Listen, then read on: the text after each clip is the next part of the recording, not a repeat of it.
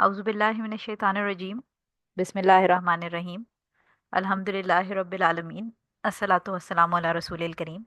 अस्सलामु अलैकुम वरहमतुल्लाहि वबरकातुहू। सो आज इंशाल्लाह हमारा ये बाब जो चैप्टर है गुस्ल का और सेक्सुअल इम्प्योरिटी का, इसका इंशाल्लाह हम जो आखिरी की 5 हदीसें हैं वो फिनिश करेंगे। और इंशाल्लाह हमारा ये बाब आज फिनिश हो जाएगा, तो नेक्स्ट वीक से हम जो तयम्मुम का बाब है, तयम्मुम वाला चैप्टर, वो शुरू करेंगे। और वो भी छोटा सा है, इंशाल्लाह एक वीक में वो भी हो जाएगा। सो आज हमारी जो 5 हदीसें हैं उसको हम फिनिश करेंगे। इसमें भी जैसे कल हमने थोड़ी सी कुछ ऐसी हदीसें पढ़ी थी जिनके ऊपर रूलिंग के अंदर थोड़ा सा डिफरेंस ऑफ ओपिनियन था, तो आज भी कुछ एक दो ऐसी हदीसें हैं। लेकिन ये कि उसको डिटेल में पढ़ने से फ़ायदा ये होगा कि आपको जो कन्फ्यूजन्स हैं रिगार्डिंग डिफरेंट मैटर्स जो पीरियड्स में या सेक्सुअल इम्प्योरिटी के अंदर हमें डेली लाइफ में पेश आते हैं, उसमें मज़ीद क्लैरिटी हो जाएगी। जैसे कल हमने जो कुरान पढ़ने के बारे में जो हदीस थी हज़रत अली रज़ी अल्लाह ताला अन्हु की, उससे रिलेटेड के जनाबत में पढ़ सकते हैं नहीं पढ़ सकते, क्या बेहतर है क्या अफजल है, किस में डिफरेंस ऑफ ओपिनियन है, इस तरह की हम चीज़ें इंशाल्लाह आज पढ़ेंगे। दूसरा ये कि मैंने पीडीएफ भी इसीलिए ग्रुप में आज पहले शेयर कर दी ताकि आप सबके पास पीडीएफ है, अगर आप वो खोलना चाहें वो खोल लें, अपने जो नॉर्मली किताबें हैं आपकी वो खोलना चाहें, जैसे कंफर्टेबल हो आप उसको ओपन कर लें। आज हम करेंगे हदीस नंबर 104 से 108 तक। तो हम आगे चलते हैं अपनी स्लाइड में।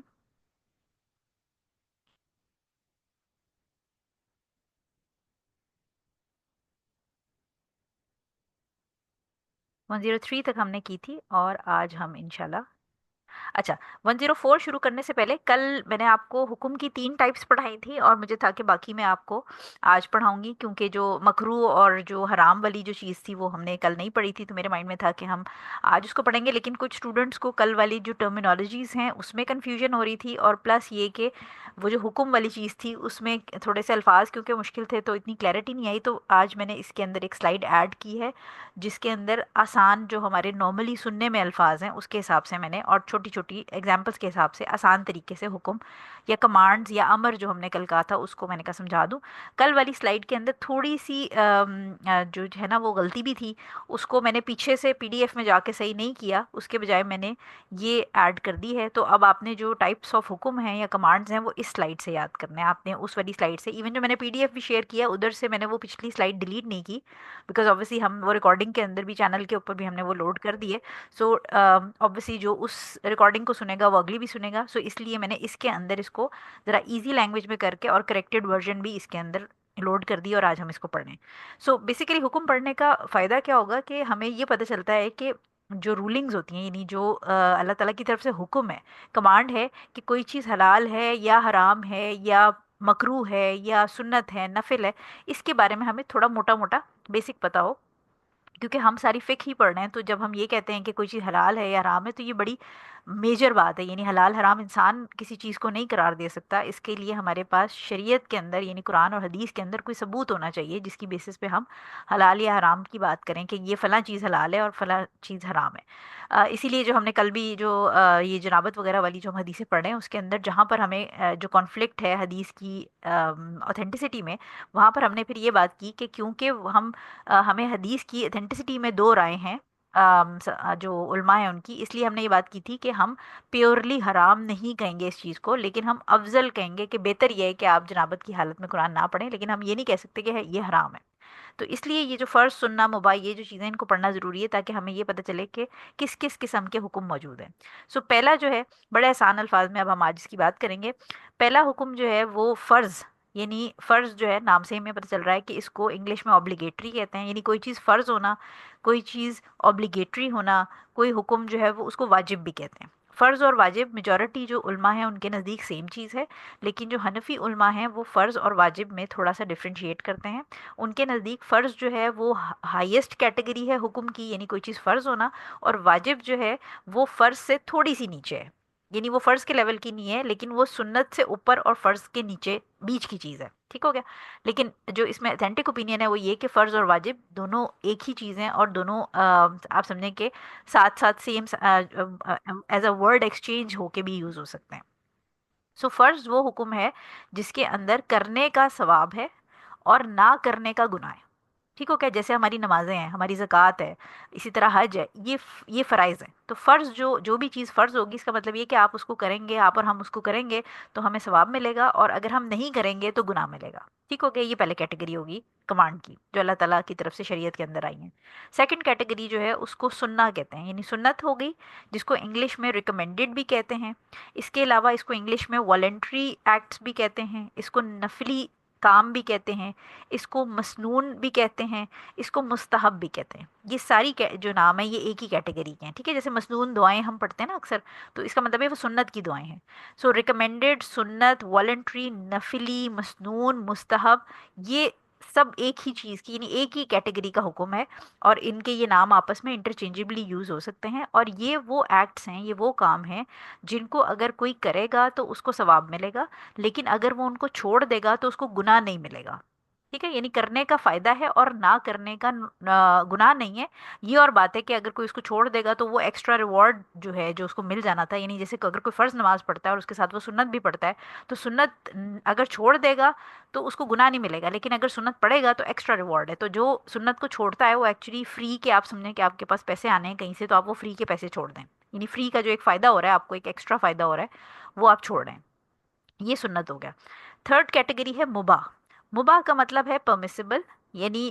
جو کل مسٹیک تھی سلائڈ کے اندر وہ یہ تھی کہ ہم نے رخصہ کو پرمیسیبل لکھ دیا تھا میں نے، کیونکہ وہ میں نے جلدی جلدی ایک سلائڈ بیچ میں بنائی تھی تو اس میں غلطی تھی، اس لیے میں نے آج اس کو کریکٹ فارم میں لکھا ہے. ٹھیک ہے؟ تو مباح جو ہے وہ پرمیسیبل ہوتا ہے. مباح وہ چیزیں جن کے بارے میں شریعت نے کوئی نہ حکم دیا، یہ شریعت خاموش ہے، یعنی اس فرق نہیں پڑتا اگر آپ کرتے ہیں یا نہیں کرتے. جیسے سیب کھانا، اب سیب کھانا جو ہے اس کے اندر شریعت کو کوئی سروکار نہیں ہے کہ وہ آپ کو اس پہ گناہ دے یا آپ کو ثواب دے. اسی طرح جیسے ہم جب جسم کے بال اتارنے کی بات کرتے ہیں، تو اگر عورتیں جو ہیں وہ ٹانگوں کے بال اگر اپنے اتارنا چاہتی ہیں تو وہ اتار سکتی ہیں، بازوؤں کے بال اتارنا چاہتی ہیں تو یہ مباح ہے، یعنی یہ پرمیسیبل ہے، اس کے بارے میں کوئی حکم نہیں ہے، نہ ناراضگی کا نہ خوشی کا،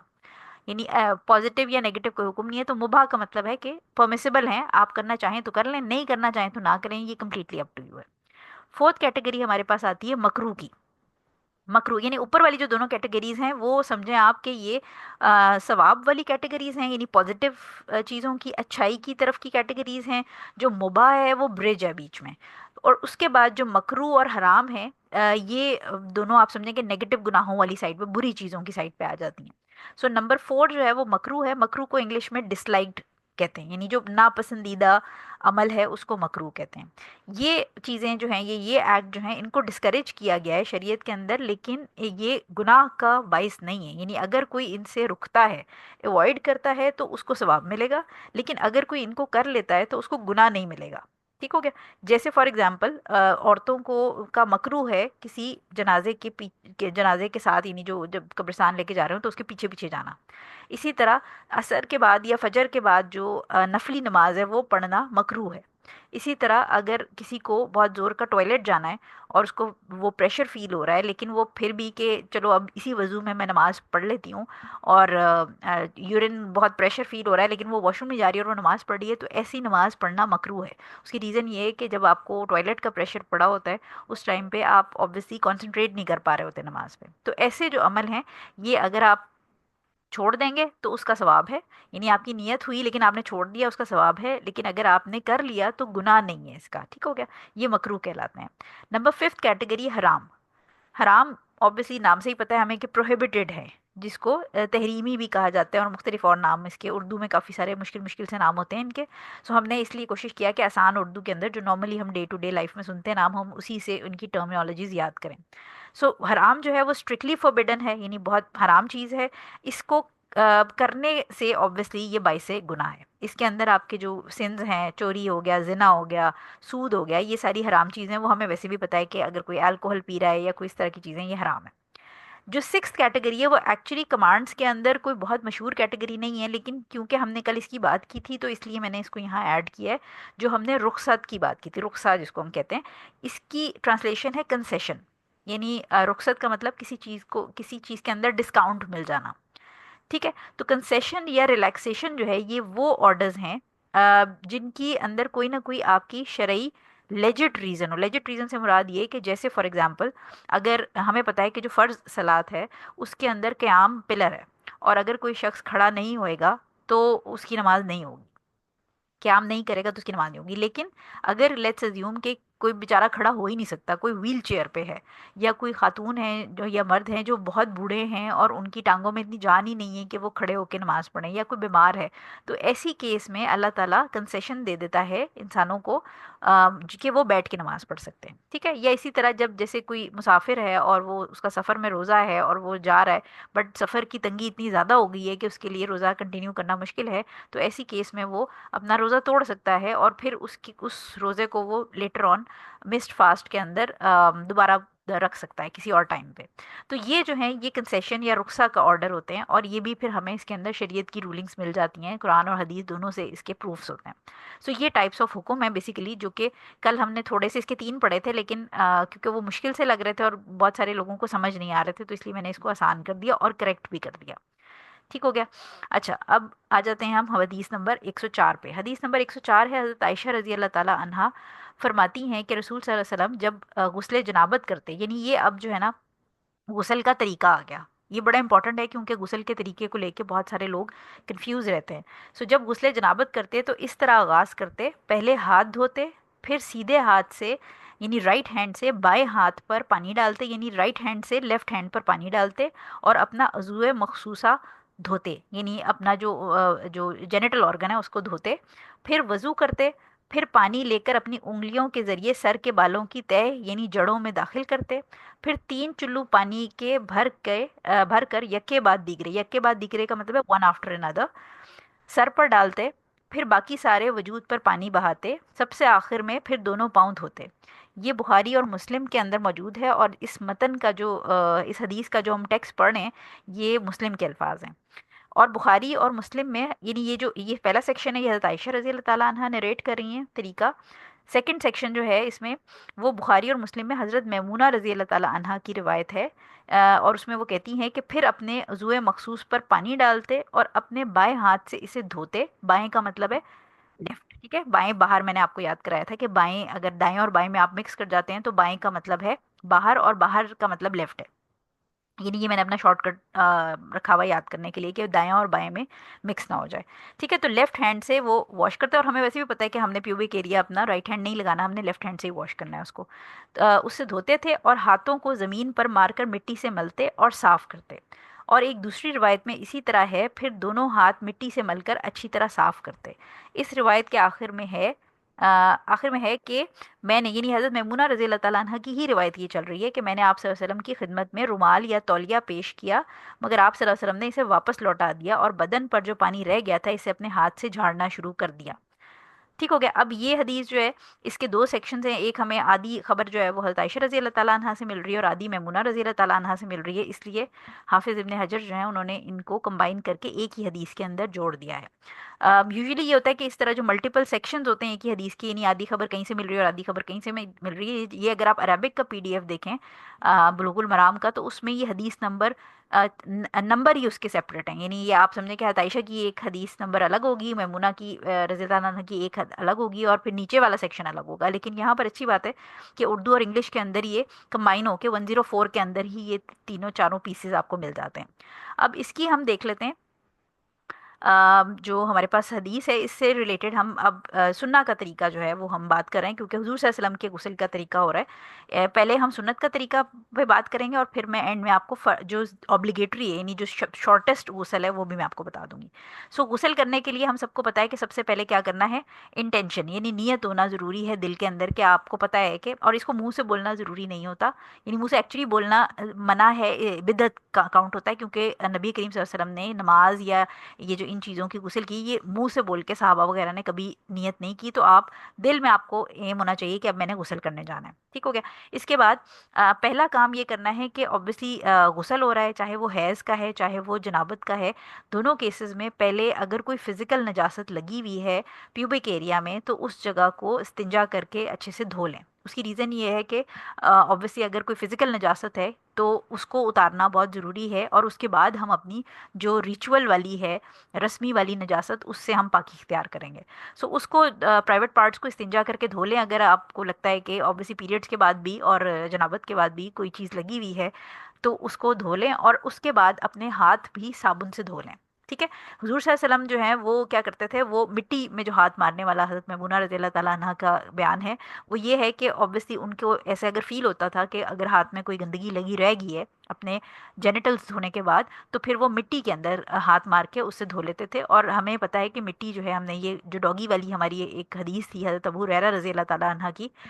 کی, اس میں ہم نے یہ بات کی تھی کہ مٹی کے اندر نیچرل اینٹی سیپٹک چیزیں ہوتی ہیں جو کہ ایز اے سوپ بھی کام کرتی ہے. ٹھیک ہے. تو حضور صلی اللہ علیہ وسلم جو ہے وہ کیونکہ کچا اوبیسلی صحن ہوتا تھا, کوئی ماربل کے فلورز والا واش روم نہیں ہوتا تھا, تو وہ مٹی سے ہاتھ مار کے اپنے ہاتھ کو صاف کر لیتے تھے. اس کے بعد ابھی ہم کیونکہ سنت کا طریقہ پڑھ رہے ہیں, تو پہلے آپ نے نیت کی, پھر آپ نے استنجا کر کے اگر کوئی گندگی لگی اس کو دھو لیا, اور اس کے بعد پھر آپ نے اپنے ہاتھ کو صابن سے دھو لیا. تھرڈ سٹیپ میں آپ نے وضو کرنا ہے, بالکل ایسے ہی جیسے ہم نماز کے لیے وضو کرتے ہیں, پورا مکمل وضو کرنا ہے. اور وضو حضور صلی اللہ علیہ وسلم اس لیے کرتے تھے غسل کے اندر کیونکہ یہ جو ہیں جو وضو والے جو پارٹس ہیں یہ بڑے آنرڈ پارٹس ہیں, یعنی ان کو یہ آپ سمجھیں کہ قابل احترام ہمارے لیے ہیں, کیونکہ نماز میں بھی یہ سب سے زیادہ ایکٹیو ہوتے ہیں, یعنی جو ہمارے ہاتھ پاؤں ہیں یہی ایکٹیو ہوتے ہیں سب سے زیادہ. اور پلس اگر آپ کو وہ والی حدیث یاد ہو جس کے اندر حضور صلی اللہ علیہ وسلم نے بتایا تھا, وہ بھی حضرت ابو ہریرہ رضی اللہ تعالیٰ عنہ کی تھی, جس کے اندر حضور صلی اللہ علیہ وسلم نے بتایا تھا کہ میری امت کے لوگ جب قیامت کے دن آئیں گے تو ان کے ہاتھ اور پاؤں وضو کے افیکٹ سے چمک رہے ہوں گے. ٹھیک ہے. تو وضو پورا کرنا ہے. وضو کر کے اس کے بعد اگلے سٹیپ میں کیا کرنا ہے آپ نے, یعنی حضور صلی اللہ علیہ وسلم کیا کرتے تھے. اچھا, ایک تو اس زمانے میں پانی کم ہوتا تھا, دوسرا یہ کہ حضور صلی اللہ علیہ وسلم کے بال گھنے تھے, تو وہ کیا کرتے تھے کہ پہلے اپنے سر کی رائٹ سائڈ پہ تھوڑا سا پانی ڈال کے اور اپنے انگلیوں سے میک شور کرتے تھے کہ وہ پانی جڑوں تک, یعنی بیسیکلی آپ نے جو پانی ہے وہ اپنی اسکیلپ تک پہنچانا ہے. یہ نہ ہو کہ پانی اگر تھوڑا ہے, لیٹس اسیوم کہ آپ کی ٹینکی میں پانی ختم ہونے والا ہے اور آپ تھوڑا سے پانی سے اپنے بالوں میں اوپر آپ نے ڈالا تو وہ جڑوں تک نہیں گیا, بال اوپر سے گیلے ہو گئے, اسپیشلی جن کے گھنے بال ہوتے ہیں اس میں ضروری نہیں ہے کہ وہ جڑوں تک جائے. سو اس کیس میں حضور صلی اللہ علیہ وسلم کیونکہ پانی بھی تھوڑا ہوتا تھا اس زمانے میں, کوئی ہماری طرح شاور کھول کے نہیں کھڑے ہوتے تھے, اور پلس یہ کہ بال گھنے تھے, تو وہ کیا کرتے تھے, ہی یوز ٹو میک شور کہ وہ اپنی فنگر سے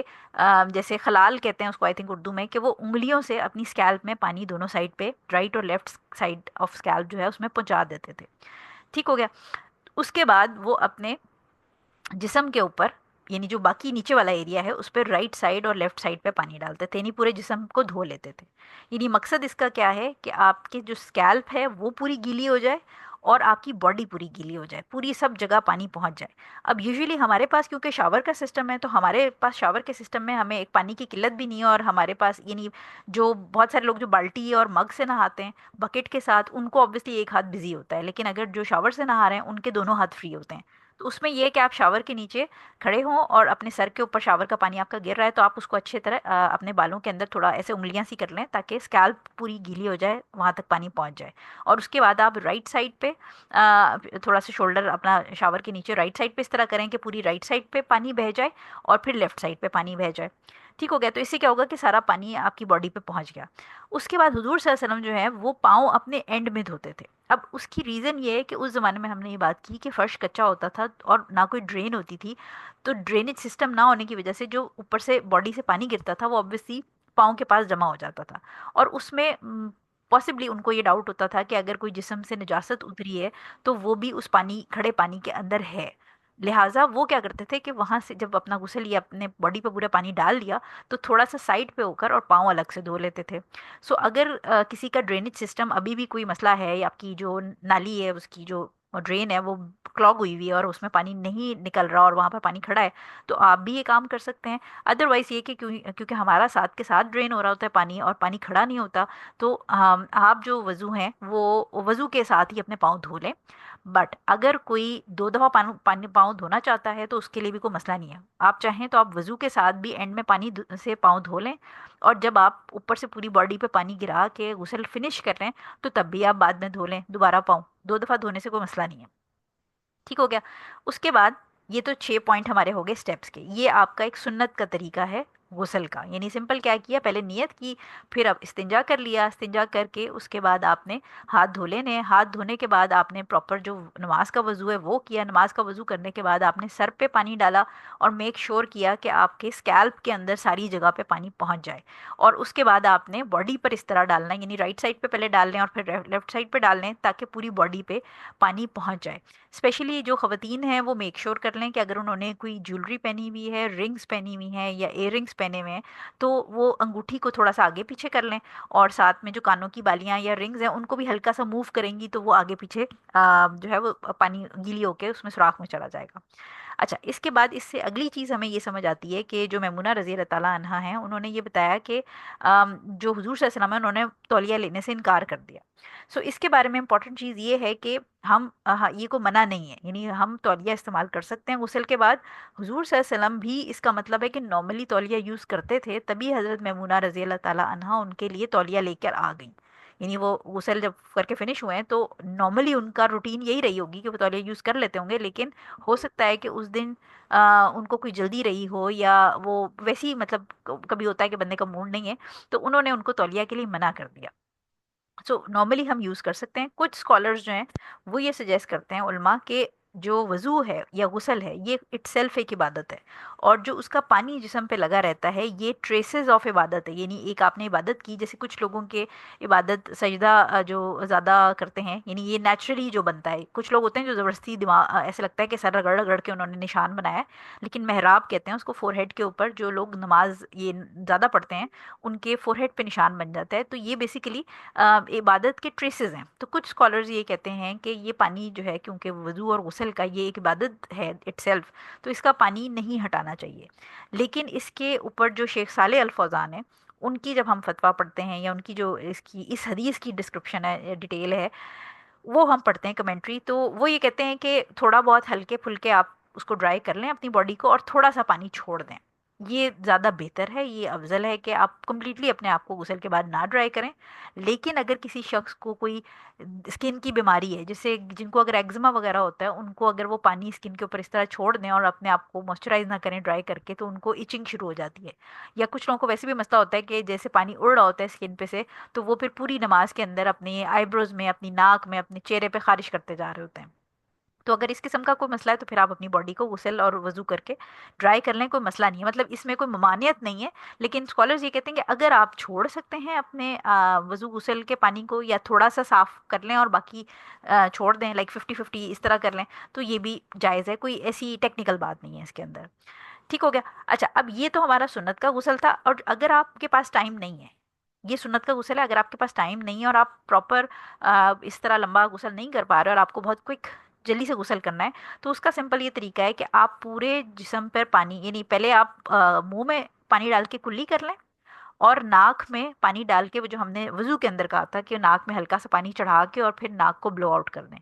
ये दोनों, यानी पहले आपने नियत की, नियत करके बिस्मिल्लाह पढ़ के आपने कुल्ली की, कुल्ली करके 3 दफ़ा कुल्ली कर ली, या एक दफ़ा ही कर ली चलें, बहुत अगर टाइम बहुत ही शॉर्ट है तो एक दफ़ा कर ली, और उसके बाद नाक में आपने पानी चढ़ाया, ब्लो किया, और फिर पूरे शावर के नीचे खड़े होकर पूरे जिस्म पे आपने इस तरह पानी डाल दिया कि सब जगह गीली हो जाए। ये शॉर्टेस्ट गुसल है, जो कि ऑब्लिगेटरी गुसल, जो बेसिक गुसल है, ये वो है कि अगर आपके पास बिल्कुल टाइम नहीं है तो आप बस ये दो काम कर लें, बिस्मिल्लाह पढ़ के कुल्ली कर लें, और नाक में पानी चढ़ा के बाहर ब्लो करें, और उसके बाद पूरे जिस्म पे पानी डाल लें। अच्छा, जो हनफी फिक है उसके अंदर जो मुंह में पानी डालना और नाक में पानी डालना जो है वो फ़र्ज़ नहीं है, लेकिन जो बाकी इमाम हैं वो इसको फ़र्ज़ कहते हैं। लिहाजा बेहतर ये नहीं, अगर आप हनफी किसी आलिम से पूछेंगे तो वो कहेंगे कि अगर आप स्विमिंग पूल में छलांग लगा दें सिर्फ नियत करके, तो आपका गुस्ल हो जाएगा। लेकिन इसमें जो करेक्ट ओपिनियन है वो ये है कि आपका, क्योंकि जो हम जब वज़ू भी हमने पढ़ा था, तो वज़ू की जो हदीस थी उसमें हमने पढ़ा था कि ऑल्दो के कुरान के अंदर जो आयत है उसमें चेहरा धोने की बात है अल्लाह ताला की तरफ से, लेकिन हुजूर सल्लल्लाहु अलैहि वसल्लम की जब हमने वज़ू में हदीस पढ़ी थी अहदीस, तो उसमें ये था कि कुल्ली करना और नाक में पानी डालना हुजूर सल्लल्लाहु अलैहि वसल्लम ने फ़र्ज़ करार दिया था। सो लिहाजा वही चीज़ फिर हम गुस्ल में भी लगाएंगे, क्योंकि बाकी सारी बॉडी पर तो पानी पहुंच जाता है, लेकिन मुंह और नाक में जब तक आप स्पेशली पानी नहीं डालेंगे वो आपके सिर्फ शावर के नीचे खड़े होने से नहीं पहुंचेगा। सो क्विकेस्ट जो है वो गुस्ल इस तरह होगा, और अगर आप प्रॉपर गुस्ल करना चाहते हैं सुन्ना के तरीके से, तो वो मैंने आपको उसका तरीका बता दिया। ठीक है। सो आई होप कि ये हदीस आपको क्लियर होगी। अब हम चलते हैं अपनी 105 नंबर हदीस पे। 105 नंबर हदीस जो है वो है जी हमारे पास उम्मे सलमा रजी अल्लाह ताला अन्हा की। ठीक है, उम्मे सलमा रजी अल्लाह ताला अन्हा फरमाती हैं, मैंने अर्ज़ किया या रसूल अल्लाह सल्लल्लाहु अलैहि वसल्लम, मैं अपने सर के बाल, यानी मेंढियों, मेंढियों कहते हैं चुटिया जिसको कहते हैं, ब्रेड्स कहते हैं, की शक्ल में बांध लेती हूँ, क्या गुस्ले जनाबत के मौके पर इनको खोलूँ? यानी जब जो सेक्सुअल इंटरकोर्स के बाद जो मैं गुस्ल कर रही हूँ, क्या मुझे अपने बाल खोलने की ज़रूरत है? اور ایک اور روایت میں یعنی ایک اور نریشن میں حیض سے فارغ ہو کر غسل کے وقت کے الفاظ استعمال کیے. یعنی ایک نریشن کے اندر ام سلمہ رضی اللہ تعالیٰ عنہا جو ہے وہ حضور صلی اللہ علیہ وسلم سے پوچھ رہی ہیں کہ میرے جو بال ہیں وہ بہت گھنے ہیں اور میں نے اس کی بریڈز باندھی ہوتی ہیں، تو کیا مجھے سیکشل انٹرکورس کے بعد جو غسل ہے اس میں اپنے یہ بریڈز کھولنے کی ضرورت ہے؟ اور ایک اور ورژن اسی حدیث کی ہے جس کے اندر انہوں نے غسل آفٹر انٹرکورس کا نہیں پوچھا، بلکہ پیریڈز کے اینڈ میں جو غسل ہوتا ہے اس کا انہوں نے پوچھا، جس کے اوپر حضور صلی اللہ علیہ وسلم نے جواب دیا نہیں، کھولنے کی ضرورت نہیں، بس تمہارے لیے یہی کافی ہے کہ تم اپنے سر پر 3 چلو پانی بہا دیا کرو. ٹھیک ہو گیا. یہ ریفرنس جو ہے اس کا مسلم میں ہے. اور اس کے اندر امپورٹنٹ چیز جو سب سے ہے وہ مطلب جو اس میں ہم ٹاپک جو ایشو ڈسکس کر رہے ہیں اس حدیث کے اندر وہ یہ ہے کہ کیا لیڈیز جب غسل جنابت یا غسل حیض کریں تو، اور ان کے لمبے بال ہیں، ویسے تو آج کل کے دور میں لمبے بال بڑے کم ہو گئے ہیں، میجورٹی لوگوں کی چھوٹی چھوٹی پونیاں ہیں. ایک زمانہ تھا کہ بہت لمبے بال ہوتے تھے خواتین کے، بڑے گھنے بھی ہوتے تھے، لیکن ابھی الٹا ہو گیا، اب بال بہت ہیئر فال بہت زیادہ ہے اور اس قسم کے مسئلے ہیں. لیکن ان اینی کیس اگر کسی کے لمبے بال ہیں اور گھنے بال ہیں تو اس کیس میں کیا یہ غسل کرتے وقت ان کو اپنے بال کسی نے چٹیا باندھی ہوئی ہے؟ اور اسپیشلی اگر ہم دیکھیں کہ چلیں انڈیا پاکستان میں تو ہم ایک ہی بریڈ باندھتے ہیں یا بہت زیادہ دو باندھ لیتے ہیں، دو بھی اب فیشن بڑا کم ہو گیا ہے. لیکن افریقہ والی سائڈ پہ اگر ہم دیکھیں مسلمس کے اندر تو وہاں پر وہ آپ نے دیکھا ہوگا کہ افریقنس کی جو بریڈز ہوتی ہیں وہ چھوٹی چھوٹی چھوٹی باریک باریک ملٹیپل بریڈز ہوتی ہیں اور وہ بڑی محنت سے گھنٹوں لگا کے باندھی جاتی ہیں. تو ایسے کیس میں کیا وہ بریڈز کھولنی ہے؟ یہ ہم ٹاپک جو ہے وہ ڈسکس کر رہے ہیں اس حدیث کے اندر. پہلی چیز ہمیں ایک بلیسنگ سی فیل ہوتی ہے اس طرح کی احادیث پڑھ کے کہ جو امہات المومنین ہیں وہ نو ڈاؤٹ اللہ تعالیٰ کی جو ملٹیپل حکمتیں ہیں کہ حضور صلی اللہ علیہ وسلم کی جو ملٹیپل وائفس تھیں ان کے اندر بہت ساری حکمتیں ہیں. اس میں سے ایک حکمت جو ہے وہ یہ ہے کہ ہمیں مختلف جو امہات المومنین ہیں جو مدرز ہیں ہماری ان سے ڈفرینٹ ڈفرینٹ ایسی جو ایک تو فیمیلز کو لے کے انہوں نے بہت سارے سوال کیے، تو اگر وہ نہ ہوتی تو پاسبلی ہمیں جو عورتوں سے ریلیٹڈ مسائل ہیں ان کے بارے میں بہت زیادہ احادیث نہ ملتی، کیونکہ میجورٹی جو احادیث عورتوں کے مسائل کی ہیں وہ حضور صلی اللہ علیہ وسلم کی وائفز نے نریٹ کی ہوئی ہیں. دوسری چیز یہ کہ جو انٹیمیسی سے ریلیٹڈ غسل سے ریلیٹڈ یہ وہ چیزیں ہیں جو نبی کے گھر کی بڑی قریبی عورتیں ہی یعنی جو بیوی ہوتی ہے وہی بتا سکتی ہے غسل کی چیزیں. تو اگر آپ یہ دیکھیں کہ غسل سے ریلیٹڈ بھی جو مسائل ہیں وہ امہات المومنین نے ہی زیادہ تر نریٹ کیے ہیں، بڑے کم جو ہیں وہ ہمیں صحابہ کرام سے ملتے ہیں، ادروائز باقی جو ہیں وہ یہ ساری مدرز آف بلیورز جو ہیں انہوں نے نریٹ کیے ہیں. تو یہ بڑی بلیسنگ ہے ہمارے لیے، کیونکہ ادروائز اگر یہ حدیث ہم تک نہ پہنچی ہوتی تو ہمیں پاکی ناپاکی کی چیزیں، ہمیں حیض کے مسائل، ہمیں انشاءاللہ جب ہم یہ مینسٹریشن والا چیپٹر پڑھیں گے تو اس میں بھی آپ یہ دیکھیں گے کہ اگر ہمیں یہ حدیث نہ ملتی تو عورتیں بالکل کنفیوز رہتی کہ کب پاک ہوں گے، کب نماز پڑھ سکتے ہیں، کب روزہ رکھ سکتے ہیں، کب ہسبینڈ کو ٹائم دے سکتے ہیں. یہ بڑی مشکل ہو جاتی چیزیں، تو بڑی بلیسنگ ہے اللہ تعالیٰ کی. دوسری چیز یہ کہ یہ بات آپ نے یاد رکھنی ہے کہ غسل کا طریقہ عورتوں اور مرد کے لیے سیم ہے، کیونکہ یہ بہت کنفیوژنز ہوتی ہیں لوگوں کے بیچ میں کہ عورت کے نہانے کا طریقہ الگ ہے اور مرد کے نہانے کا طریقہ الگ ہے، عورت کی نماز کا طریقہ الگ ہے، مرد کی نماز کا طریقہ الگ ہے. کل کو جو ہے وہ کوئی نئی کیٹیگری آ جائے گی جس میں لوگ کہیں گے کہ عورت کا روزہ رکھنے کا طریقہ اور مرد کے روزہ رکھنے کا طریقہ بھی الگ ہو جائے گا، عورت کا زکوٰۃ دینے کا طریقہ اور مرد کا زکوٰۃ دینے کا طریقہ بھی الگ ہو جائے گا. تو یاد رکھیے کہ جو بیسک جو عبادات ہیں ان کے طریقے سیم ہیں. اور جہاں پر اگر کوئی ایکسیپشن ہے، جیسے سطر ڈھکنے میں ایکسیپشن ہے کہ مرد کا سطر اور عورت کا سطر میں فرق ہے، سو وہاں پر حضور صلی اللہ علیہ وسلم نے بڑی کلیئرلی آؤٹ لائن یہ دیکھیں کہ جو ہماری عبادات ہیں یہ بڑی بیسک چیزیں ہیں جو ہمیں اللہ تعالیٰ کے قریب کرتی ہیں. یعنی نماز پہلی چیز ہے جو مطلب آپ سمجھیں کہ نماز جو ہے وہ ایک تو فارموسٹ ہے، سب سے امپورٹنٹ پلر ہے شہادت کے بعد، اور پلس یہ کہ اس کی اہمیت اتنی زیادہ ہے کہ کفر اور مسلمان جو کافر اور مسلمان کے بیچ میں فرق ہی پہلی چیز جو وہ بتائی جاتی ہے وہ نماز کے ساتھ بتائی جاتی ہے کہ جو نماز ابینڈن کر دے گا ان میں اور پھر کافروں میں فرق نہیں رہ جائے گا. سو نماز کے بارے میں یا ان عبادات کے بارے میں حضور صلی اللہ علیہ وسلم نے ہمیں مائنیوٹ سے مائنیوٹ ڈیٹیل بھی بتائی ہے. تو کیا حضور صلی اللہ علیہ وسلم یہ نہ بتاتے کہ عورت اور مرد کی نماز میں فرق ہے یا ان کے غسل میں فرق ہے؟ سو یہ سب بعد کی کریٹڈ باتیں جو کہ انشاءاللہ ہم جب صلاح کے چیپٹر میں جائیں گے تو پھر ہم اس کو بھی بڑی ڈیٹیل میں انشاءاللہ ڈسکس کریں گے، لیکن جو عورت اور مرد کے غسل کا طریقہ ہے وہ سیم ہے. اچھا، اب اس کے اندر سے ہمیں 4 رولنگز ملتی ہیں. بالوں سے ریلیٹڈ میں نے 2 رولنگ خود سے ڈال دی اس کے اندر کیونکہ یہ بہت سوال آتا ہے، تو میں نے کہا میں ساتھ میں آپ کو یہ بھی پڑھا دوں. پہلی چیز یہ کہ عورتیں चुटिया बांध सकती हैं, ब्रेड्स बांध सकती हैं, ठीक है, लो पोनी टेल्स भी बांध सकती हैं। इसी तरह घर के अंदर अगर हों तो वो हाई पोनी टेल भी बांध सकती हैं, और घर के अंदर अगर हों तो वो ऊंचा जूड़ा भी बांध सकती हैं। इसमें कोई मसला नहीं है, क्योंकि अक्सर ये सवाल आता है कि क्या औरतें घर के अंदर, अब गर्मी है बहुत ज़्यादा, किचन में काम कर रही हैं, पसीना आ रहा है, तो क्या ऊंचा जूड़ा बांध के, क्योंकि गर्दन पे एटलीस्ट हवा लग जाएगी, तो घर के अंदर आप ऊंची पोनी भी बांध सकती हैं, ऊंचा जूड़ा भी बांध सकती हैं। और सिर्फ बाहर जाते हुए ख्याल आपने ये रखना है कि जो पोनी है आपकी वो नीचे होनी चाहिए, ज़रा गर्दन के करीब, नीचे नेप ऑफ नेक, गुद्दी जो होती है उसके पास होनी चाहिए, और जूड़ा भी, क्योंकि अगर ऊंचा जूड़ा आप बना के हिजाब डालेंगी ऊपर, तो वो कैमल हम्प हिजाब वाली, जो कैमल हम्प हेड है, जो एक और हदीस है, वो इंशाल्लाह अगर आप मेरा लेक्चर जो स्कैल्प हेयर के फिक है, सर के बालों की जो रूलिंग्स है, उसका अगर लेक्चर सुने तो उसके अंदर मैंने पूरा डिटेल एक्सप्लेन किया है कि जो हिजाब के नीचे स्क्रंचीज लगाई जाती हैं उसको बड़ा करने के लिए, दूर से देखने में, ये सब कैमल हम्प हिजाब के अंदर, या कैमल हम्प हेड, जो हुजूर से हमने औरतें देखी थी जहन्नुम के अंदर, जिनके सर जो है वो बुख्त ऊँटियों ऊँटनियों के जैसे, हुजूर से हमने ये एक पहचान बताई थी। तो ये जो खवातीन है उनको डरना चाहिए इस चीज़ से, कि जिन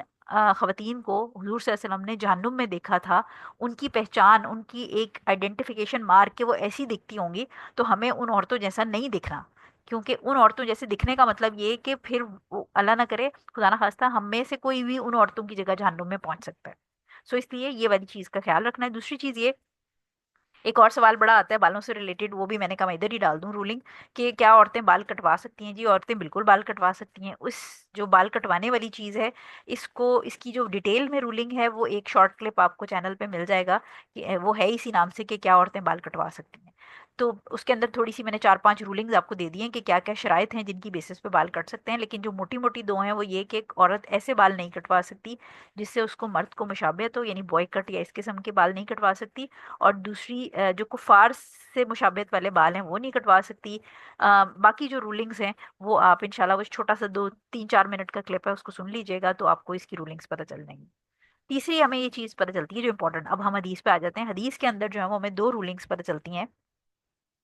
पहली चीज़ ये समझ आती है कि जो देखें, जो पीरियड्स का गुस्ल है ना, वो महीने में एक दफ़ा होता है, लेकिन जो जनाबत का गुस्ल है वो, जैसे स्पेशली जो न्यूली वेड कपल्स होते हैं, वो हो सकता है दिन में दो दो तीन दफ़ा, 3-4 दफ़ा, मतलब यू नेवर नो, ऐसा गुस्ल करने की नौबत आ जाए। तो इसके अंदर जो हमें डिटेल थोड़ी सी, अगर हम बाकी इर्द गिर्द भी अहादीस देखते हैं, तो इसमें हमें जो स्कॉलर्स डिटेल देते हैं वो ये देते हैं कि जो गुस्ल पीरियड्स का है, क्योंकि वो वंस अ मंथ हो रहा है, उस केस में हमें थोड़ी सी सपोर्टिव नरेशंस जो हैं वो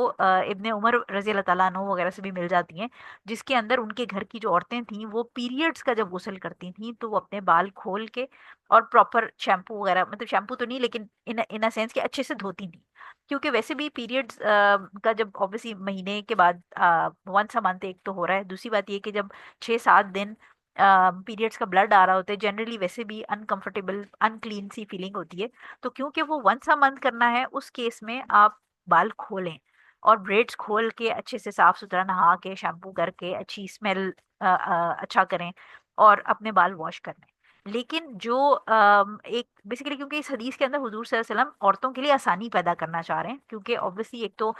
जो अरब का कल्चर था उसमें पानी कम होता था, दूसरा ये कि गर्मी होती थी, पंखे वगैरह कुछ नहीं होते थे, पसीना भी आता था, और औरतों के लिए बार बार बाल खोलना बंद करना मुश्किल काम हो जाता था। पहले आप सोचेंगे बाल सूखेंगे तो फिर आप उसको टाई करेंगे, गीले बाल तो नहीं बांधेंगे। तो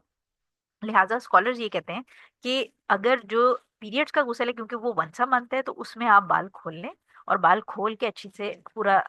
नहा लें। लेकिन जो जनाबत का गुस्ल है, क्योंकि वो हो सकता है किसी औरत को multiple times in a day करना पड़ा हो, उस केस में आपको बाल खोलने की जरूरत नहीं है, और आप बंधे हुए बालों के साथ ही गुस्ल कर लें, और मेक श्योर आपने ये करना है कि जो पानी है वो स्कैल्प की स्किन तक जरूर पहुंचे।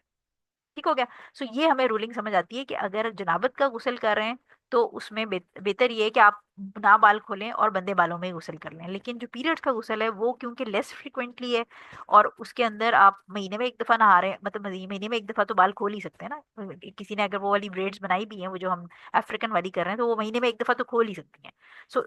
उस ब्रेड्स को माइंड में रखते हुए ये बात आपने समझनी है, क्योंकि हमारे तो अब छोटे छोटे बाल हैं, थोड़े से बाल हैं, सर में 4 बाल होते हैं, तो उनको खोलना और बंद करने में कोई हमें दिक्कत नहीं होती। लेकिन अफ्रीकन वाली जो, या जिनके बहुत घने बाल हैं, उनको फिर धो के दोबारा सुखा के दोबारा पोनी टेल या चुटिया बांधने में दिक्कत होती है, तो पीरियड्स के अंदर आप खोल लें, पीरियड्स के गुसल के अंदर खोल लें, और जो जनाबत का गुसल है उसके अंदर आप बगैर खोले भी ऊपर से ही पानी इस तरह डाल दें कि पानी अंदर तक पहुंच जाए। ठीक हो गया, ये हदीस हमारी हो गई। अब हम चलते हैं अगली हदीस पे। 106 नंबर हदीस है हमारे पास। आयशा रजी अल्लाह ताला अन्हा से। आयशा रजी अल्लाह ताला अन्हा रिवायत करती हैं कि रसूल सल्लल्लाहु अलैहि वसल्लम ने फरमाया, मैं हाइजा औरत और हालत जनाबत में मुब्तला मर्द के लिए, ये हाइजा औरत कौन है? जो पीरियड जिसको हो रहे हैं, और हालत जनाबत में मुब्तला मर्द, क्योंकि मर्द को तो पीरियड हो नहीं सकता ऑब्वियसली, तो जो हाइजा औरत है और जो सेक्सुअल इम्प्योरिटी में मर्द है, उसकी बात हो रही है कि हुजूर सल्लल्लाहु अलैहि वसल्लम ने फरमाया कि मैं हाइजा औरत और हालत जनाबत में मुब्तला मर्द के लिए मस्जिद में दाखिला हलाल नहीं करता, यानी इन दोनों को मस्जिद में दाखिल होने की भी इजाजत नहीं देता। इसको अबू दाऊद ने रिवायत किया है और इब्ने खुजैमा ने इसे सही करार दिया है। ठीक हो गया। अब ये हदीस जो है, इसके अंदर हम क्या टॉपिक डिस्कस कर रहे हैं? इस हदीस के अंदर हम टॉपिक डिस्कस कर रहे हैं कि जो हद से अकबर, यानी मेजर रिचुअल इम्प्योरिटी की हालत। अब मेजर रिचुअल रिचुअल इम्प्योरिटी की हालत कौन सी होती है? टोटल तीन तरह की जो है वो हालतें, उसमें हद से अकबर होता है। एक जनाबत यानी सेक्सुअल इंटरकोर्स के बाद, दूसरा पीरियड्स की हालत में यानी औरत को जो मेंस्ट्रुएशन हो रही होती है, और तीसरा जो हमने बात की थी निफास, यानी निफास कहते हैं जो बच्चा पैदा होने के बाद ब्लीडिंग होती है, उसको निफास कहते हैं। तो ये हद से अकबर की बात हो रही है कि हुजूर सल्लल्लाहु अलैहि वसल्लम जो है वो इस हदीस में कह रहे हैं कि मैं, जो पीरियड्स वाली औरतें हैं और जो सेक्सुअली इम्प्योर यानी जनाबत की हालत में मर्द हैं, उनको मस्जिद में स्टे करने की या उनको मस्जिद में रहने की इजाज़त नहीं देता। ठीक है। सो अब इसको सही करार दिया इब्ने खुज़ैमा ने, लेकिन जो इस हदीस की सनद है या इसकी जो अथेंटिसिटी है, उसके ऊपर बड़ा स्ट्रॉन्ग डिसएग्रीमेंट है, क्योंकि जो इब्ने खुज़ैमा ये स्कॉलर थे, ये थोड़े से लीनियंट थे हदीस की ग्रेडिंग करने में। सो बहुत सारे जो मुहद्दिसीन हैं वो इसके अंदर उनका डिफरेंस ऑफ ओपिनियन है कि ये हदीस ऑथेंटिक नहीं है, क्योंकि इसके अंदर दो नरेटर्स हैं जो इनको अप्रिशिएट नहीं करते मुहद्दिसीन, और इवन अबू दाऊद खुद भी इस हदीस को उन्होंने सही नहीं करार दिया। सो लिहाजा इसमें इंपॉर्टेंट चीज़ ये है कि क्योंकि डिफरेंस ऑफ ओपिनियन आ गया, जैसे हज़रत अली रज़ी अल्लाह ताला अन्हु वाली हदीस के अंदर डिफरेंस ऑफ ओपिनियन था। सो इसकी डिफरेंस ऑफ ओपिनियन को माइंड में रखते हुए अब हम इसकी रूलिंग्स देखते हैं। पहली चीज़ तो ये कि स्कॉलर्स जो हैं वो इस चीज़ को कहते हैं कि क्योंकि हमारे पास और भी अहादीस से प्रूफ हैं कि औरत जो हाइजा है या जनाबत की हालत में है, उसको मस्जिद में से गुजरना मना नहीं है, या अगर उसका कोई छोटा सा काम है मस्जिद में, फॉर एग्जांपल अब कोई खातून है, उनको पीरियड्स हो रहे हैं, उनका हस्बैंड मस्जिद के अंदर दर्स सुन रहा है या नमाज से फारिग होके कोई अपना जिक्र अस्कार करें, अब उनको चाहिए फ़ोन, लेट्स अज्यूम कि उनका फ़ोन उनके हस्बैंड के पास अंदर रह गया है, तो वो अंदर जाके फ़ोन लेके वापस आ सकती हैं, या उनका बैग अंदर है, या कोई और चीज़ उनको मस्जिद से लेनी है, कोई डॉक्यूमेंट्स इमाम साहब से लेने हैं, तो ऐसे काम के लिए मस्जिद के अंदर जाया जा सकता है, और अपना काम जो भी आपकी लेजिट रीज़न है वो काम करके आप निकल सकते हैं। या अगर कोई ऐसा रास्ता है कि मस्जिद में से गुजर के जाना ज़रूरी है, तो आप गुजर के भी जा सकते हैं। और इसकी जो प्रूफ है वो हमें मिलता है हज़रत आयशा रज़ी अल्लाह ताला अन्हा का वाक़या हम सब ने ही सुना हुआ है कि हुज़ूर सल्लल्लाहु अलैहि वसल्लम ने उनको, क्योंकि हज़रत आयशा रज़ी अल्लाह ताला अन्हा का जो हुजरा था वो मस्जिद नबवी के साथ था बिल्कुल, तो हुजूर सल्लल्लाहु अलैहि वसल्लम ने उनको जो है वो कोई चीज़ लाने के लिए कहा, तो हुजूर सल्लल्लाहु अलैहि वसल्लम ने जब उनको कहा कि ये मुझे ला दो मस्जिद से, तो हज़रत आयशा रज़ी अल्लाह ताला अन्हा ने कहा कि मैं जनाब हैज़ की हालत में हूँ, यानी उनको पीरियड्स हो रहे थे, तो हुजूर सल्लल्लाहु अलैहि वसल्लम ने आगे से उनको कहा कि तुम्हारे हाथों में पीरियड्स नहीं हो रहे, यानी वो फिर गई और वो वहाँ से जो चीज़ चाहिए थी वो उठा के ले आई। सो इस तरह कोई चीज़ लेना या कोई काम है तो आप जा सकते हैं, इसमें कोई मसला नहीं है। दूसरी चीज़ ये कि जो जनाबत की हालत है यानी सेक्सुअल इम्प्योरिटी में, उसमें मस्जिद में रहना जायज़ नहीं है। उसमें हमें बेसिकली इस हदीस से भी इंडिकेशन मिलती है, प्लस ये कि अगर कोई बहुत ज़रूरी काम है, यानी किसी को बहुत हालत मजबूरी है, कोई ऐसा मसला है जिसकी वजह से उसको जनाबत की हालत में मस्जिद में रहना पड़ जाता है, बैठना पड़ जाता है, उस केस में हमें मुख्तलिफ सहाबा के ही अकवाल मिलते हैं, उनके आसार मिलते हैं कि ऐसी हालत में जनाबत को हल्का करने के लिए वज़ू करके, यानी अगर कोई बहुत मजबूरी है या बैठना पड़ गया है जनाबत की हालत में मस्जिद के अंदर, तो फिर हमें सहाबा के अकवाल के अंदर से ये पता चलता है कि वज़ू करके, क्योंकि हमने कल ये हदीसों में पढ़ा था कि लाइटर हो जाती है थोड़ी जनाबत की हालत में, अगर आप वज़ू कर लेते हैं तो जो रिचुअल इम्प्योरिटी है वो थोड़ी लाइटर हो जाती है। तो सहाबा कराम भी या ताबीन जो हैं, वो भी कभी इस तरह कोई बहुत ज़रूरत होती थी तो वो फिर वज़ू करके मजबूरी की हालत में वहाँ बैठ जाते थे। अदरवाइज़ ये कि नॉर्मली ये परमिसिबल नहीं है कि जनाबत की हालत में वहाँ जाकर बैठा जाए, लेकिन अगर आपको कोई काम है, कोई चीज़ उठानी है, लेनी है, वो आप कर सकते हैं। تیسری چیز ہمیں یہ ملتی ہے کہ حیض کی جو سچویشن ہے، یعنی جو پیریڈز ہو رہے ہیں، اس میں difference of opinion coffee strong ہے کہ کیا ایسی خاتون جو جن کو پیریڈز ہو رہے ہوں ان کو مسجد میں بیٹھنے دینا چاہیے یا نہیں دینا چاہیے. لیکن اس میں ہمارے پاس کوئی بہت اسٹرانگ ایویڈنس نہیں ہے کہ ہم کہیں کہ حیض میں عورت کو مسجد میں بیٹھنا حرام ہے. یہ ہمارے پاس، ہم اس کو حرام نہیں کہہ سکتے، ہم اس کو ڈس لائک کہہ سکتے ہیں، یا ہم اس میں یہ کہہ سکتے ہیں کہ سیف سائڈ پہ وہ عورت نہ بیٹھے. لیکن ہم حرام نہیں کہہ سکتے کہ پیریڈز والی عورت مسجد میں جا کے نہیں بیٹھ سکتی، حرام نہیں کہہ سکتی. کیوں؟ اس میں ایک اور ریزن یہ بھی ہے کہ پہلے زمانے میں کیونکہ پیڈز یا یہ چیزیں اتنی صحیح نہیں آتی تھی، تو ایک ڈاؤٹ یہ بھی ہوتا تھا کہ عورت کا جو بلڈ ہے وہ کہیں مسجد میں اسپل نہ ہو جائے، اور زمینیں بھی کچی ہوتی تھیں اس زمانے میں، تو خون جو ہے وہ گندا خون ہے وہ کہیں مسجد کو ناپاک نہ کر دے. لیکن اب obviously ایک تو جو ہائیجینک ریزنز ہیں عورتوں کے پاس، ہمارے پاس اوبویسلی پیڈز ہیں اور اس طرح کی چیزیں ہیں جو کہ اسٹیننگ یا اس قسم کے مسئلے نہیں ہوتے. دوسرا یہ کہ کچھ اسکالرز جو ہیں وہ ان کیس آف نیسیسٹی عورت کو جو مسجد ہے اس میں بیٹھنا الاؤ کرتے ہیں. اور ان کی ریزن یہ ہے کہ لیٹس ازیوم کہ کوئی ایسی خاتون ہیں جو کہ قرآن کی تفسیر پڑھاتی ہیں اور وہ مسجد میں تفسیر پڑھاتی ہیں. اب ان کو جب پیریڈز ہو رہے ہیں تو obviously وہ اگر 6 8 دن 10 دن، کچھ لوگوں کو 12 دن بھی ہوتے ہیں پیریڈز، تو اس ٹائم پہ یعنی ہر مہینے وہ اگر لیٹس ازیوم کہ ان کو 7 دن بھی پیریڈز ہو رہے ہیں، تو وہ جو ٹیچر ہے وہ اگر مسجد میں تفسیر کی کلاسیں پڑھا رہی ہے، حلقہ جو ہے وہ عورتوں کا پڑھا رہی ہیں، تو وہ ہر مہینے 7 دن جو ہے وہ غائب ہوں گی وہاں سے. اس سے کیا ہوگا کہ جو دین کی تعلیم ہے اس کا بھی حرج ہوگا. پلس یہ کہ obviously ایسی بہت سارے خواتین ہوتی ہیں جو اسپیشلی اگر مسجد میں پڑھا رہی ہیں تو ان کو پے رول پہ ہوتی ہیں یہ گورنمنٹ کی طرف سے، تو ان کو کوئی چھٹی بھی نہیں دے گا ہر مہینے 7 دن کی 8 دن کی. پلس یہ کہ اگر یہی چیز ہم اسٹوڈنٹس کے معاملے میں دیکھیں تو وہ جو پڑھ رہی ہیں بچیاں، آج کل آپ دیکھیں کہ دین کی تعلیم آلریڈی بڑی مشکل سے لوگ لیتے ہیں، یعنی پکڑ پکڑ کے نوجوان نسل کو بٹھانا پڑتا ہے کہ بھائی تم کچھ سیکھ لو. سو اگر وہ کوئی بیچاری اچھی بچیاں جو ہیں وہ پڑھنے آئی گئی ہیں مسجد کے اندر حلقہ اٹینڈ کرنے، تو اس کیس میں پھر جب ان کو پیریڈز ہوں گے، یعنی آدھا مہینہ جو ہے وہ ٹیچر غائب ہے اور آدھا مہینہ وہ بچی غائب ہے یا بچیاں جن کو جب بھی پیریڈز ہو رہے ہیں، تو اس سے پڑھائی کا، دین کی تعلیم کا ہر مہینے کا بہت حرج ہوگا. تو اسکالرز یہ کہتے ہیں کہ اگر اس قسم کی کوئی دینی تعلیم ہو رہی ہے یا کوئی ٹیچر ہے جو پڑھا رہی ہے، قرآن پڑھا رہی ہیں، حضرت تفسیر پڑھا رہی ہیں، حدیث کے حلقے ہیں، کسی بھی اسلامی تعلیم کے حلقے ہیں، تو اس میں کیونکہ نقصان بہت زیادہ ہونے کا خطرہ ہے. یعنی اس میں پھر یہ ہوتا ہے کہ لوگ جو ہیں وہ اتنا ڈسکنیکشن ہو جاتا ہے کہ ان کا ٹیمپو بریک ہو جاتا ہے اور پھر وہ ہلکا ہی چھوڑ کے چلے جاتے ہیں. اس کیس میں اسکالرس کہتے ہیں کہ یہ پرمیسیبل ہے، لیکن اس میں احتیاط یہ کر لینی چاہیے کہ جو مسلح یعنی جو جگہ جہاں پر جماعت کھڑی ہوتی ہے اس جگہ پہ نہ بیٹھیں کوئی، کیونکہ جو اوبیسلی جو جن مسجدوں میں حلقہ ارینج ہو رہے ہوتے ہیں اس میں زیادہ تر جو مسلح والی جگہ ہوتی ہے وہاں پر جینٹس کا حلقہ ارینج ہوتا ہے اور لیڈیز کا تھوڑا سا پارٹیشن کر کے سیپریٹ سائڈ پہ ہوتا ہے. تو کوشش یہ کی جائے کہ جو لیڈیز کے جو بھی اس قسم کے ہیں ان کو ایک سائڈ پہ ایک جگہ کوئی سیپریٹ روم یا مسجد کے ساتھ، یا وہ جو مین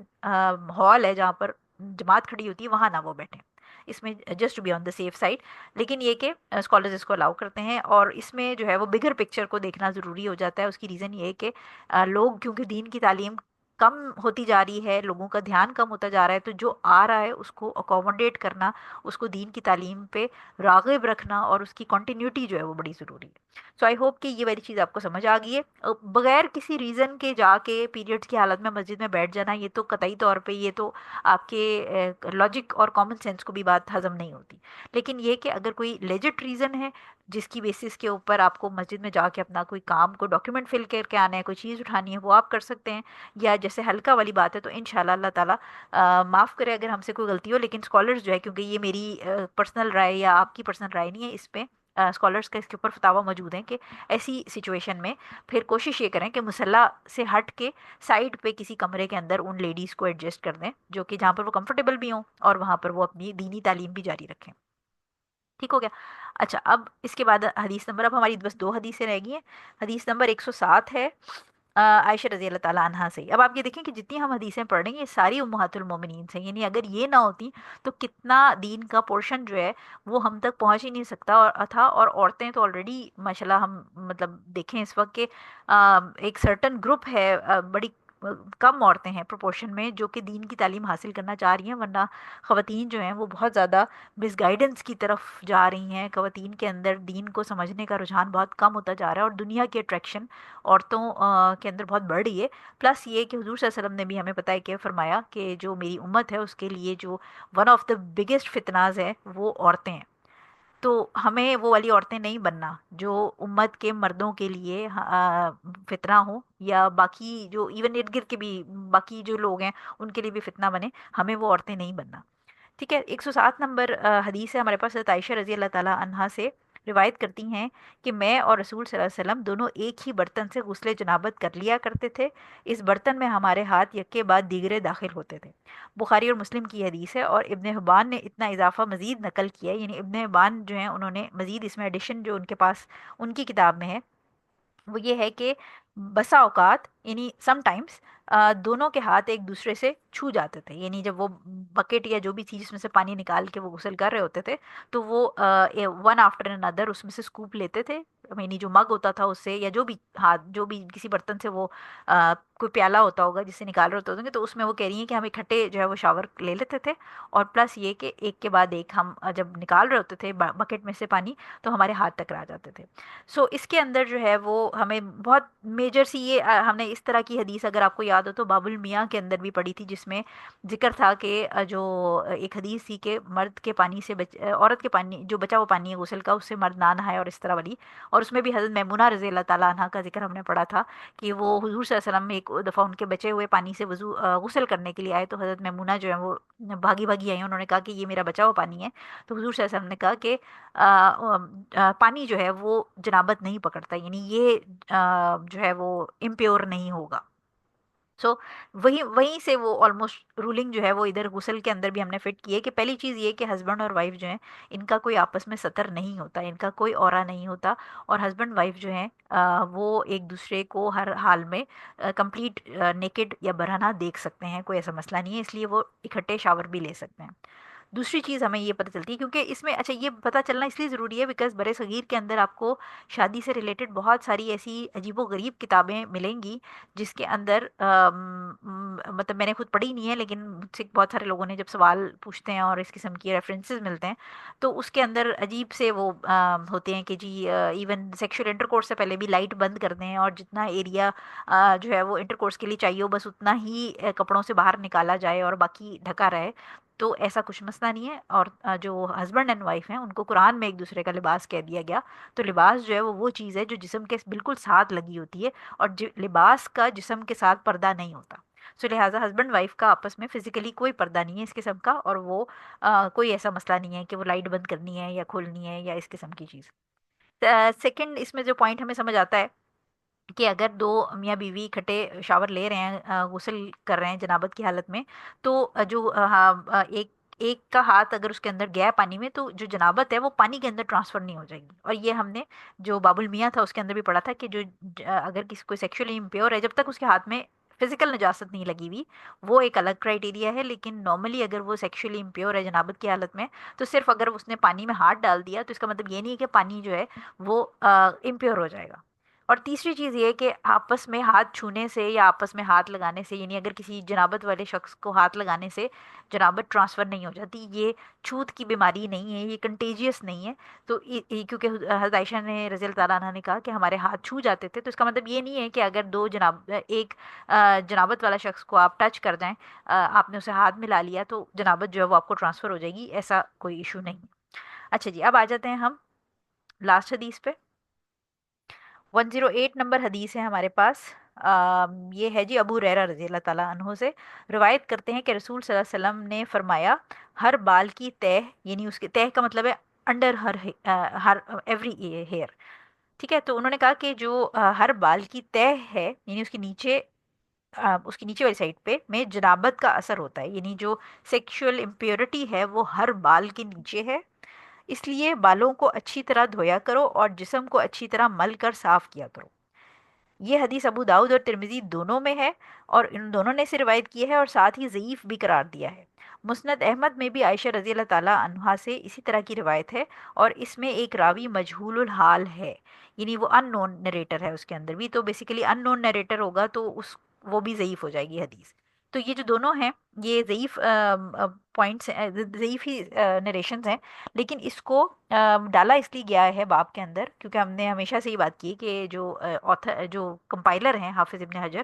انہوں نے رینڈملی بغیر سوچے سمجھے یہ بک نہیں کمپائل کی. ہر جو بھی کہیں پر رولنگ وہ ایکسپریس کرنا چاہتے ہیں جس میں علماء کا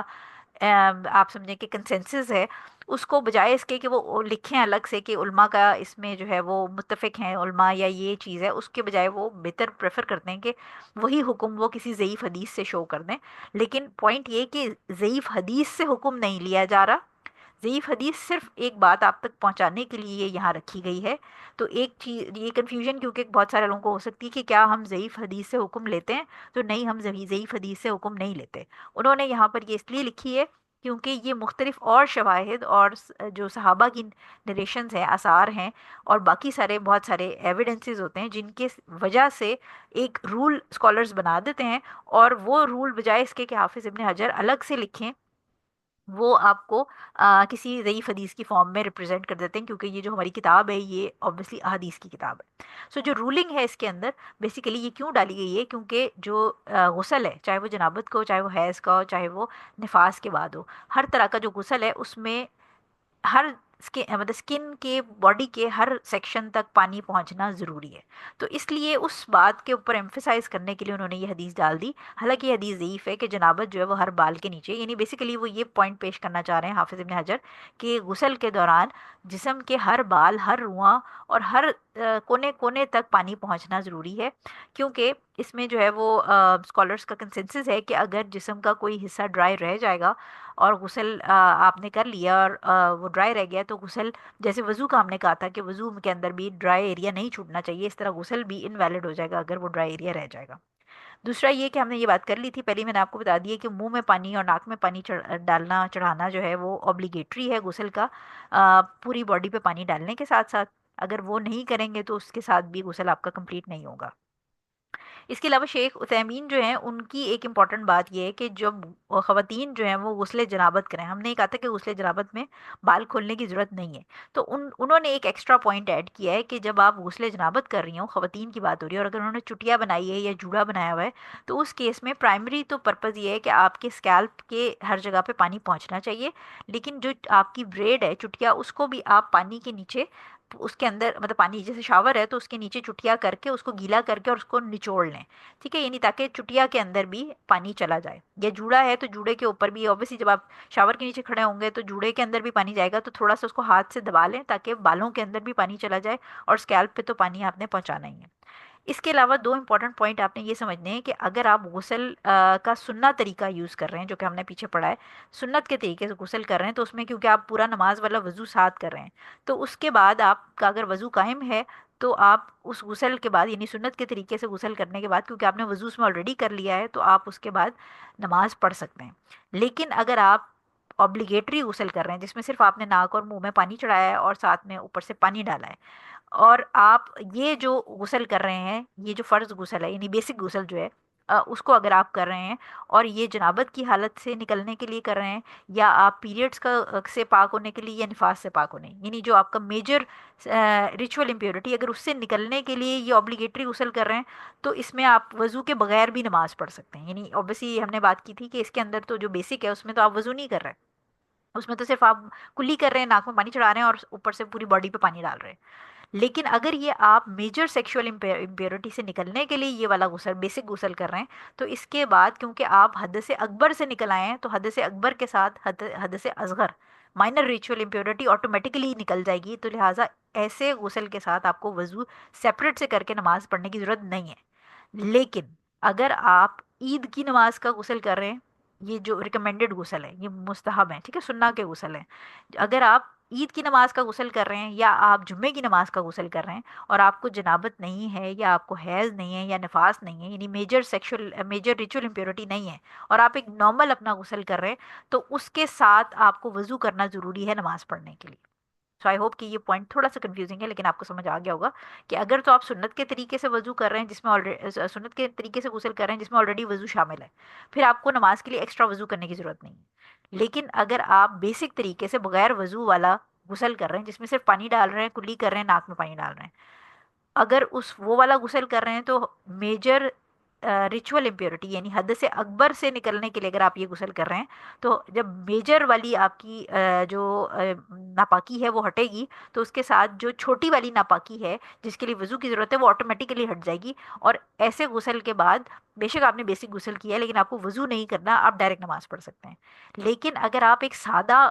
نہا رہے ہیں، نارمل بات لے رہے ہیں، یا نارمل ڈیز میں غسل کر رہے ہیں، جو کہ جیسے جمعے کا غسل ہے، یا جیسے آپ کا عید کی نماز کا غسل ہے جس میں آپ جنابت یا کسی چیز سے اپنے آپ کو پاک نہیں کر رہے، ایک نارمل ریوارڈیبل غسل کر رہے ہیں، اس کیس میں آپ کو وضو ضروری کرنا ہے نماز پڑھنے کے لیے. آپ ڈائریکٹ غسل کر کے نماز پڑھنے نہیں کھڑے ہو سکتے. سو آئی ہوپ کہ یہ چیز آپ کو سمجھ آ گئی ہوگی. الحمد للہ الحمد للہ اس کے ساتھ ہی ہمارا یہ جو چیپٹر ہے یہ کمپلیٹ ہو گیا ہے. اور انشاءاللہ نیکسٹ ویک جو ہے وہ ہم پھر اپنا تیمم کا چیپٹر سٹارٹ کریں گے. بہت ایزی سا ہے وہ بھی، بڑی اس کے اندر ریپیٹیٹیو احادیث ہیں، ایکسٹرا کوئی بہت رنگ برنگی رولنگز نہیں ہیں، بٹ انٹرسٹنگ ہے.